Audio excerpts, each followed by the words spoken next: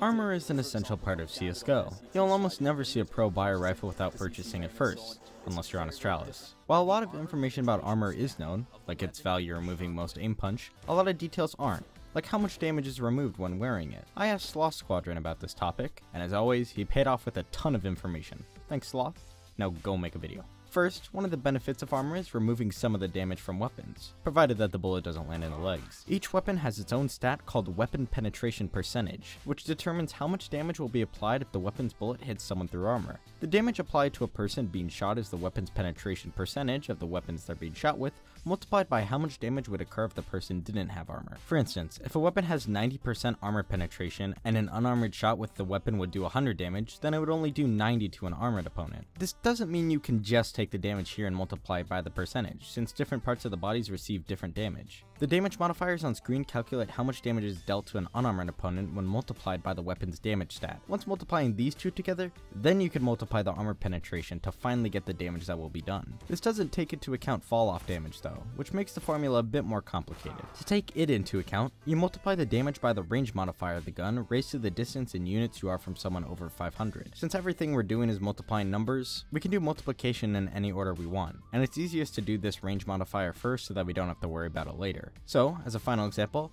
let's say someone with armor is shot point blank in the stomach with an AK-47. Let's find the damage. First, we take the base damage of the weapon, 36, and multiply it by its range modifier raised to the distance of 60 over 500 units, which I'll just treat as 1 for simplicity because it's really close to 1. Then we take this and multiply it by the 1.25 times damage modifier of the stomach. Finally, we'll take this number and multiply it by the armor penetration to get the final damage.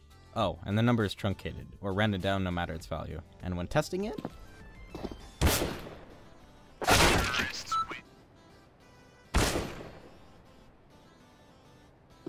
briefly, I'll talk about Aimpunch, the jerky thing you get when you get gushed with a Glock. When wearing armor, shots to the stomach and chest reduce Aimpunch 95%. Yup, you still get Aimpunch, but it's pretty subtle. However, this can still cause people to miss despite them aiming on others. Here's the old implementation of the Aimpunch, which has stayed the same in CSGO, mostly. Basically, Aimpunch is going to be the amount of flinch on the server multiplied by the Aimpunch amount. The important thing to note is that Aimpunch is technically counted as recoil in CSS and CSGO. To see that it's a part of the recoil system, you can adjust the recoil skill command and compare the difference. And because the two games have different systems of recoil, it performs differently. Like, for instance, in CSS, when spraying with an M4, you don't get any Aimpunch, likely because the recoil is maxed out. But because CSGO has no cap on recoil, you'll get wrecked by doing so. It also wasn't bad since recoil in CSS decays very quickly and in the first few shots, so if you weren't shooting, it wouldn't be so bad. What's interesting is the more damage a bullet does, the more your aim will be punched.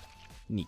Strangely, if you wear a helmet, a shot to the head will do no aim punch. This is actually kind of a problem, considering your head still makes a jerky animation when being shot, which can strangely kind of give you a second life if they miss the second shot as a result of your head moving. I wanted to knife that guy so bad, dude. You probably would have died. Yeah.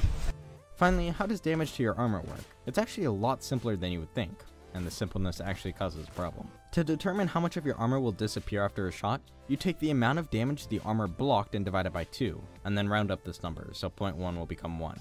This explains why so many people are at 99 Kevlar, because missed HE grenades that are pretty far away can still do a very small amount of damage that is rounded up to 1. Simple, right? For example, let's look at our AK scenario earlier. An unarmored AK shot at this range will do 45 in the stomach, and when we have armor it does 34. We take this difference, 11, which is how much the armor blocked, and divide it by 2 and round up, which is 6. Subtract this from full armor, and we get 94. And when testing it, success! So what's the problem I was talking about? Well, as already said, the damage given to armor is the HP the armor saves divided by 2, which works well for almost every gun, except the CoD gun. The CoD gun has an armor penetration of 100%, aka the damage done on someone with armor is the exact same as if they weren't wearing it, aka armor saves no damage when being shot with a CoD gun. So we take this 0 damage that the armor saves and divide it by 2, and we get 0. Does this mean armor takes no damage to an SG?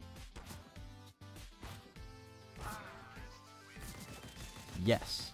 Another weird thing about this system is that weaker weapons will do way more damage than stronger weapons to armor, because weaker weapons have smaller armor penetration percentages, meaning more damage is blocked by armor. It's not really a big deal, since no matter your armor amount, it will still block the same amount of HP, and thus its only real critique could be realism, I guess, but since that's not a thing in CSGO, it doesn't really matter. Additionally, because armor blocks the same amount of damage every time regardless of its percentage, it's best not to buy it unless you're really low and you may run out in the next round. In conclusion, armor in terms of calculations is pretty simple, but there's a lot of information on it that is interesting to study if you're kinda like into that stuff.